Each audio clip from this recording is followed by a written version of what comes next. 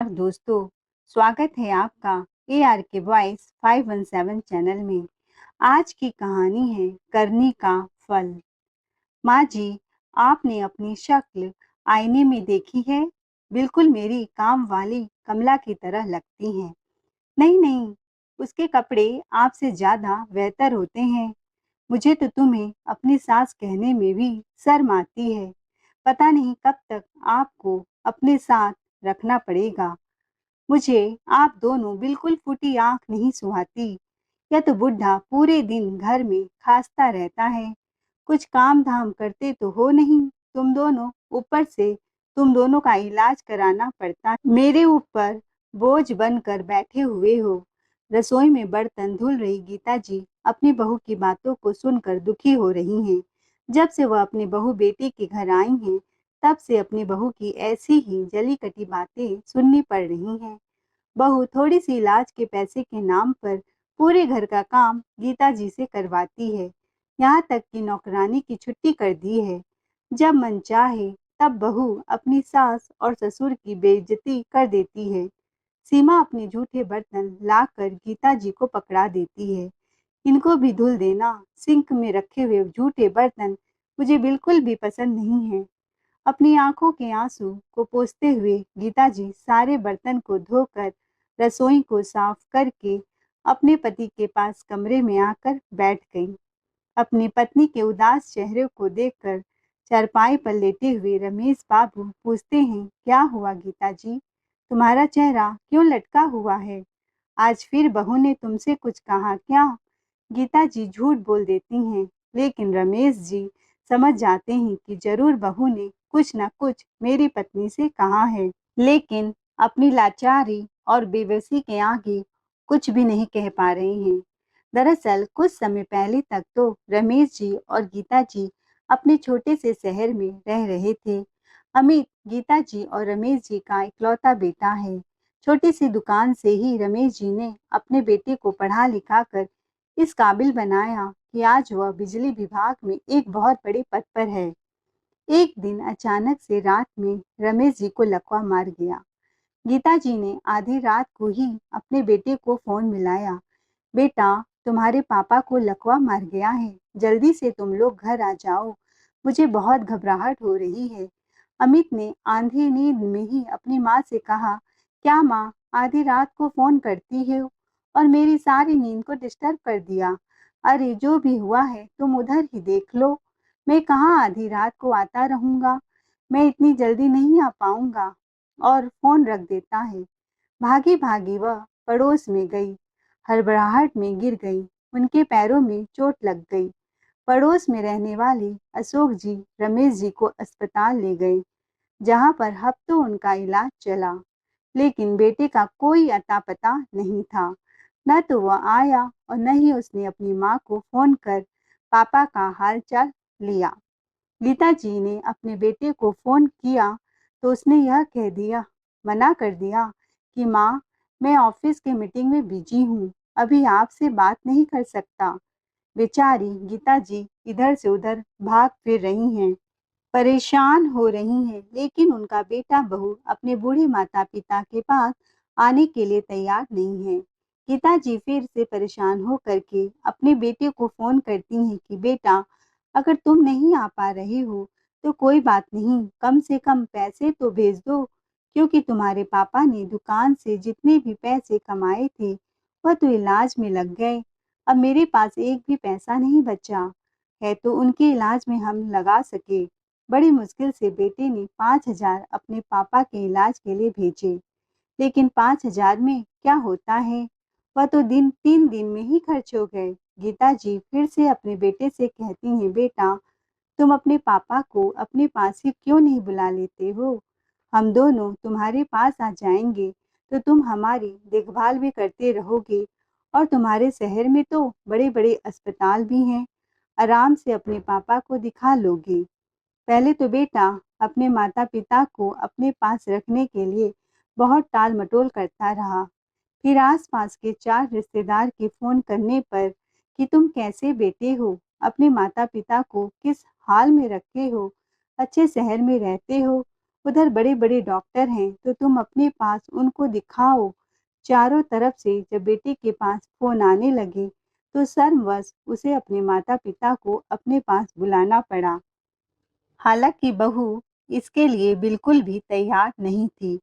सीमा का तो अपने पति से बहुत बहस हुआ था कि तुम अपने माता-पिता को इस घर में क्यों बुला रही हो? मुझे यह बिल्कुल भी पसंद नहीं है। बिल्कुल गाँव की गँवार लगते हैं। ना तो उनको पहनने का ढंग है, ना बातचीत करने का तरीका आता है। बड़ी मुश्किल से अमित सीमा को अपने माता-पिता को घर लाने के लिए मना पाता है। कहता है तुम चिंता मत करो सीमा, मैं पापा के इलाज में जितना पैसा खर्च करूंगा तुम उसकी वसूली माँ से काम करवा कर कर लेना। जैसे तैसे सीमा अपने सास ससुर को बुलाने के लिए तैयार हो गई। गीता जी और रमेश जी अपने बहू बेटे के घर आए थे। उस दिन बहू बेटे ने घर पर खाना भी नहीं बनाया था, खुद बाहर खाए थे। जैसे ही मम्मी पापा आए तो बेटे ने बोल दिया, सीमा माँ को रसोई दिखा दो, माँ रसोई में सारा खाना बना लेगी। सीमा भी फटाक से उठी और अपनी सासू माँ को रसोई में ले गई। ना तो उनको पानी के लिए पूछा, न ही चाय। माँ जी, यह आटा रखा है, यह दाल रखी है, आप इसको बना दीजिए। गीता जी इतनी दूर से थक हार कर आई थी। अपनी बहू बेटी के घर में जाकर उनके इस रूखे व्यवहार को देख कर उनको बहुत बुरा लग रहा था। एक बार तो उन्हें भी लगा कहीं उन्होंने बहू बेटा के घर में आकर गलती तो नहीं कर दी। दूसरी तरफ उन्होंने अपने बीमार पति को देखा तो सोचा कोई बात नहीं, काम तो मैं अपने घर में भी करती थी, लेकिन इधर बड़े में से अस्पताल में बेटा मेरे पति को दिखा देगा तो जल्दी ही ठीक हो जाएंगे। काम करने से मैं घिस नहीं जाऊंगी। आते ही रसोई के कामों में जुट गई। सारा खाना बनाया। खाना खाने के बाद बहू आकर अपने सास से कहती है, माँ जी सिंक में जूठे बर्तन मुझे बिल्कुल भी पसंद नहीं है। खाना खाने के बाद तुरंत ही सारे बर्तन साफ कर देना। अब तो सीमा किचन में घुसना भी पसंद नहीं करती थी। वह बात-बात पर अपने सास-ससुर की बेइज्जती करती रहती थी। एक दिन घर पर उसकी कुछ सहेलियां आईं। सीमा ने अपनी सास से कहा, चाय नाश्ता आप ही लेकर आना और हाँ, इधर किसी के सामने अपना मुंह खोलने की जरूरत नहीं है। जैसे गीता जी अपनी बहू की सहेलियों के लिए चाय नाश्ता लेकर गईं, तो उन्हीं में से एक सहेली बोलती है, क्या सीमा, तूने अपनी कामवाली बाई बदल दी है? नहीं रख ली है? सीमा कहती है, नहीं, मेरी कामवाली छुट्टी में है या उसी के गांव की है। कुछ दिनों के लिए इसको लगाकर गई है। जब आ जाएंगी तो मैं इसको हटा दूंगी। बहू के मुंह से अपनी ऐसी बेइज्जती सुन करके गीता जी की आंखों से आंसू छलक पड़े। गीता जी तेजी से रसोई की तरफ जाने लगी तो पीछे से सीमा कहती है, तुम कहाँ जा रही हो? ये सारे जूठे साफ करो। ये कांच के गिलास है, इसे ले जाओ। आराम से साफ करना, कहीं टूट न जाए। बहुत महंगे गिलास हैं। गीता जी का मन तो नहीं था टेबल साफ कर गिलास उठाने का, लेकिन क्या करे, मजबूरी में उठाती हैं। रसोई में जाकर गीता जी के हाथ से कांच का गिलास टूट गया। कांच के टूटने की आवाज सुनकर सीमा रसोई में गई। इतनी सारी सहेलियों के सामने बहुत बुरा भला कहा, री बुढ़िया, तेरे मायके से नहीं आया है जो तोड़ रही है। आज तो गीता जी को बहुत बुरा लग रहा था। रसोई में बैठी बैठी सोच रही हैं कि इससे तो अच्छा हम अपने घर में ही थे। भले ही पैसों की कमी थी, लेकिन इज्जत के साथ तो रहते थे। इधर तो मेरी बहू ने मुझे कामवाली बना दिया है। पूरा दिन काम तो करती नहीं है, सबके सामने मुझे अपने घर की कामवाली बताती है। आज मैं अपने बेटे से इस बारे में जरूर बात करूंगी कि बहू मुझसे इस तरह से बर्ताव करती है। अब मुझसे अपना और अपमान बर्दाश्त नहीं होता है। उस दिन गीता जी का इतना अपमान हुआ था कि उनका न तो कुछ खाने का मन हुआ, न ही किसी के काम में उनका मन लग रहा था। शाम को जब बेटा घर आया तो गीता जी अपने बेटे से कहती हैं, बेटा अब तुम मेरा घर जाने का टिकट करा दो। अब तो तुम्हारे पापा की तबीयत पहले से बहुत बेहतर हो गई है। जाने से पहले एक बार उनको डॉक्टर को दिखा देना और महीने भर की दवाइयाँ दिला देना। जिससे मुझे बार बार तुम्हारे पापा को लेकर ना आना पड़े। और बेटा, डॉक्टर तो तुम्हारे शहर में ही है, तुम जाकर मिल आया करो और डॉक्टर से दवाइयाँ पूछ कर भेज दिया करो। अपनी माँ की बात सुनकर अमित भड़कता हुआ कहता है, माँ, तुम्हें गांव जाना है तो चली जाओ। वैसे भी मैं तुमसे कहने वाला था कि अपना सारा सामान पैक कर लो और वापस से घर चली जाओ, क्योंकि मैं भी अब यहाँ से दूसरी जगह शिफ्ट हो रहा हूँ। मेरा ट्रांसफ़र हो गया है। अब हर जगह तो मैं आपको और बीमार पापा को लेकर नहीं घूमता फिरूंगा। मुझे भी 10 काम होते हैं। मैं उनकी देखभाल नहीं कर सकता हूँ। आप उनको लेकर के गांव चले जाइए। अगले ही महीने हम अपना सारा सामान लेकर के चले जाएंगे। अगले महीने बेटा बहू अपना सारा सामान ट्रक में पैक करके भेज देते हैं और उसी दिन बहू बेटे की ट्रेन का टिकट भी दिल्ली जाने के लिए हो गया। लेकिन वह अपने माता-पिता को अपने कानपुर के किराए वाले घर में ही छोड़कर चले गए। ना तो घर में सामान था और न ही खाना-पीना बनाने के लिए कोई बर्तन, क्योंकि सारा सामान तो पैक करके वह पहले ही भेज चुके हैं। गीता जी गाँव जाने का टिकट बेटे ने पहले ही करा दिया था, लेकिन अचानक से बेटे का हफ्ते भर पहले जाने का प्लान बन गया। इसलिए वह माता-पिता को अपने खाली फ्लैट में छोड़ दिया। बेटे बहू का ट्रांसफर हो गया या फिर अपने बूढ़े माता-पिता से पीछा छुड़ाकर ट्रांसफर लेकर भाग गए और अपने माता-पिता की पीछे से जरा भी चिंता नहीं की कि वह क्या बनाएंगे, क्या खाएंगे, कैसे रहेंगे। एक दिन का खाना तो गीता जी ने बना कर रखा था। जैसे तैसे उनका एक दिन कट गया। बेटी बहू के घर जाते ही मकान मालिक आ गया अपना घर खाली करवाने। गीता जी घबरा गई कि अपने बीमार पति को लेकर कहाँ जाएंगी। उनकी टिकट तो अगले हफ्ते की थी। उनका सामान फेंक कर घर खाली करवा रहा था। मकान मालिक उनकी बात सुनने को तैयार नहीं था। अपने पति को लेकर के सोसाइटी के पास में आकर बैठ गई। तभी कुछ लोगों ने उन्हें बताया कि पास में ही एक मंदिर है, आप चाहें तो उधर रह सकती हैं। ज़्यादातर समय भंडारा होता रहता है, इसीलिए वह अपने सामान को समेटकर एक बैग में भरते हैं। बहू बहू बेटे के फ्लैट को छोड़कर मंदिर में भगवान की सीढ़ियों पर जाकर बैठ गए। भगवान, अब तुम ही हमारी नैया पार लगाओ। जिसे हमने अपने बुढ़ापे पर उम्मीद की थी, वह तो हमें मझधार में छोड़कर चला गया।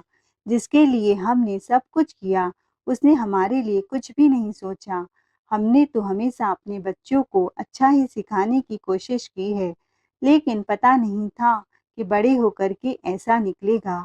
मंदिर की सीढ़ियों पर बैठे हुए उन्हें 3 दिन निकल गए। इन 3 दिनों में आने जाने वाले लोग उन्हें कुछ पैसा दे जाते, कभी-कभार मंदिर में प्रसाद और भंडारा भी मिलता, जिससे उनका पेट भर जाता। 2 दिन बाद उनके गांव जाने की ट्रेन है। गीता जी अपने सामान में ट्रेन की टिकट को ढूंढती हैं, लेकिन उनको कहीं भी ट्रेन का टिकट नहीं मिलता। शायद हड़बड़ी में टिकट कहीं गुम हो गया।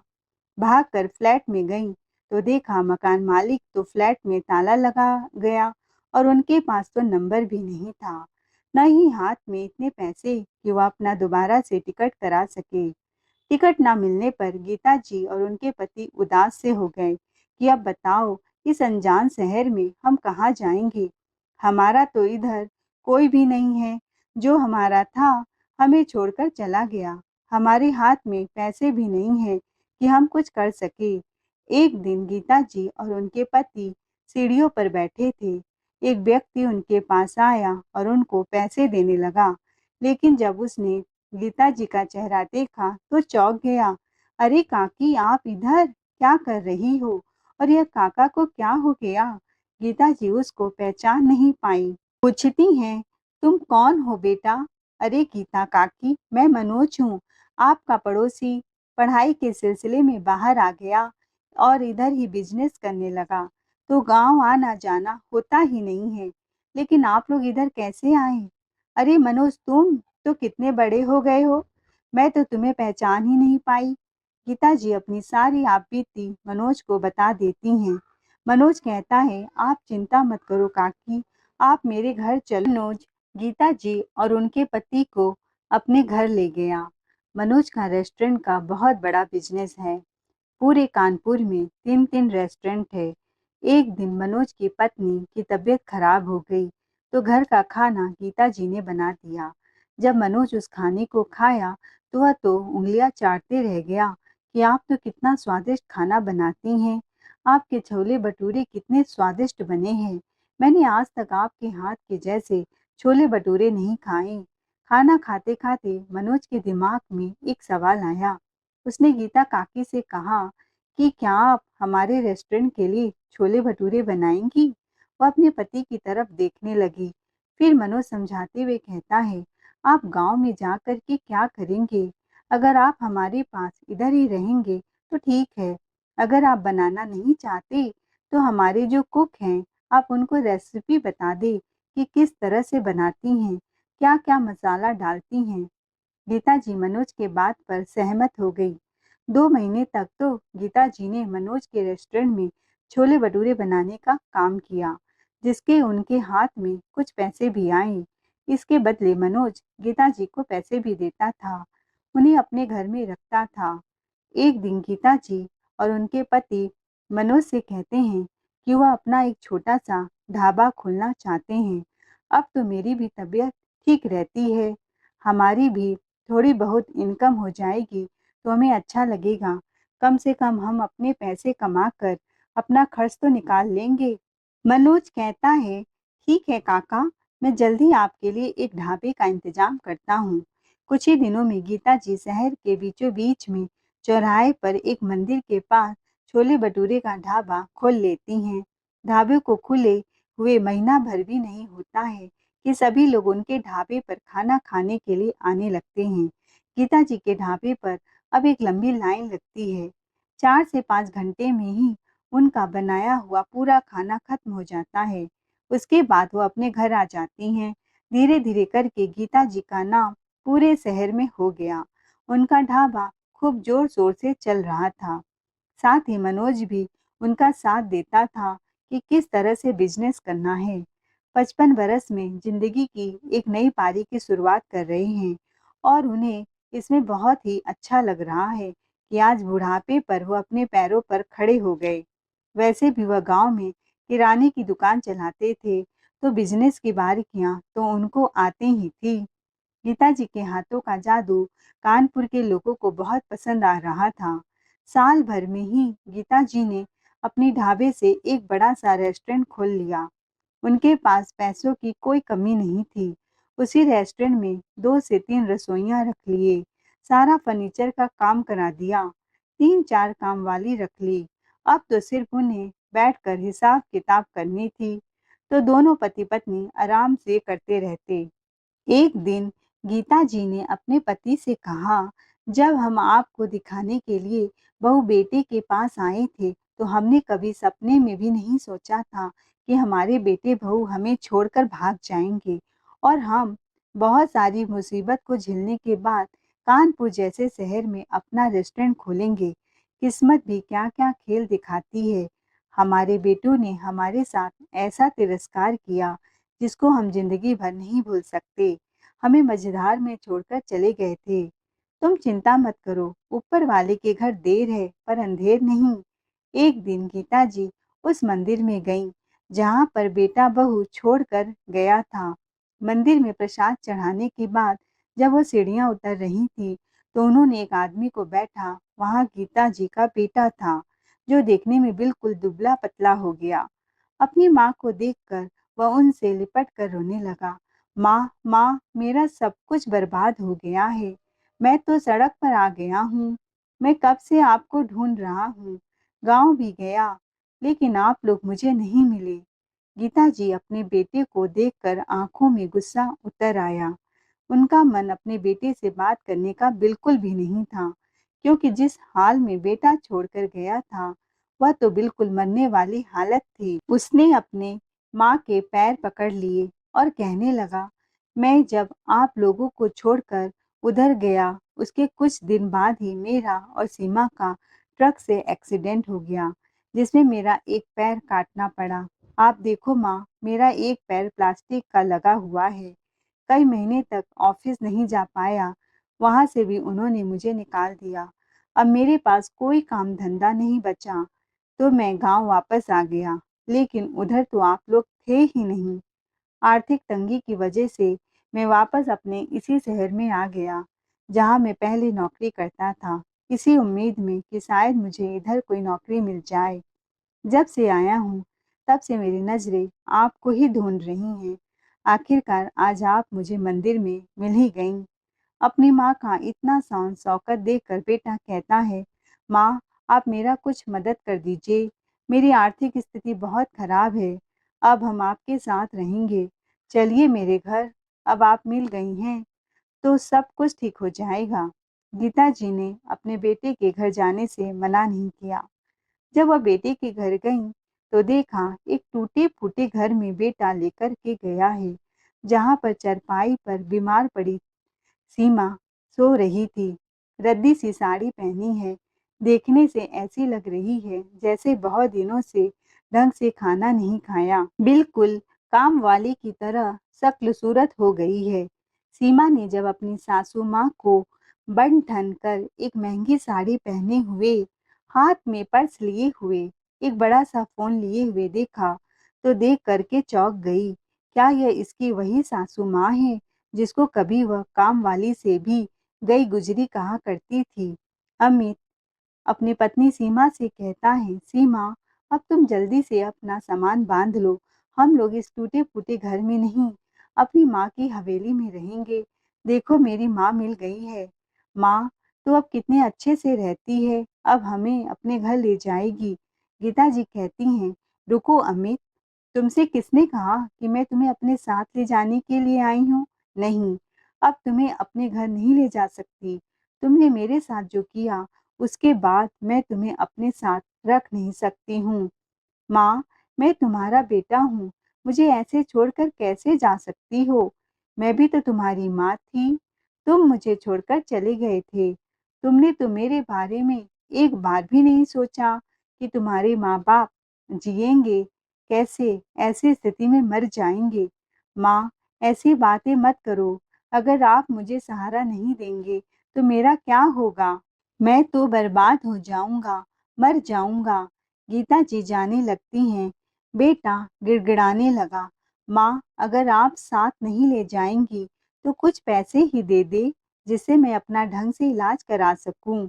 बेटा, मैं तुम्हारी तरह कठोर तो नहीं हूँ, आखिरकार तुम मेरे बेटे हो, इसीलिए तुम्हारा इलाज के लिए और ढंग से खाने-पीने के लिए कुछ पैसे दे देती हूँ। अपने पास से चेक निकाल कर गीता जी चेक काट कर अपने बेटे को तरफ बढ़ाते हुए कहती हैं, बेटा, माँ का दिल तुम्हें यह पैसे दे रहा है, लेकिन हम तुम्हें अपने घर वापस नहीं रखेंगे, तो मेरे घर में आने की उम्मीद कभी मत करना। इतना करके गीता जी अपने घर के लिए निकल गई। सीमा और अमित अपनी माँ का मुंह देखते रह गए। तो दोस्तों, यह तो संसार का नियम है कि जो जैसा करता है वैसा भरता है। हमारे अच्छे और बुरे कर्मों का फल मिल ही जाता है। इसीलिए हमेशा कोशिश करें कि अच्छे कर्म करें और हमेशा अपने माँ-बाप को खुश रखने की कोशिश करें। आई थिंक आपको ये कहानी अच्छी लगी है, तो चैनल को लाइक, शेयर, सब्सक्राइब ज़रूर करें। Thanks for watching.